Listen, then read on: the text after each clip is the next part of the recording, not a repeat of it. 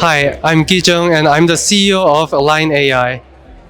And I'm Yeop. I'm the head of product at Align AI. Actually, I'm a big fan of AIM and I knew about the event from Yeop and we were like and we thought it was a great opportunity to meet generative AI product builders here. So we're like, why not? So we just came like 2 days ago to attend MLDS. So last year, like when generative AI was like very hot, like I found the article like written in AIM, and I really like the content. So I subscribed to AIM, and since then I still really enjoy reading the contents. Yes, so we're building a product called Align AI. It's a product analytics tool for LLM-powered conversational product. So you can think of it as Google Analytics for ChatGPT kind of product. So we already built the entire product, and then we're still upgrading like every week. And then we have a customer in India as well, and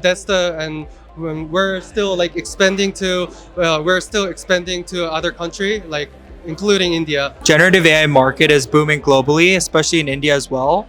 We see a lot of generative AI products that are tailored to the Indian markets, especially large language models like foundational models that capture the Indian sort of languages, culture, etc. And I think India is going to be a really powerful and growing market in this field.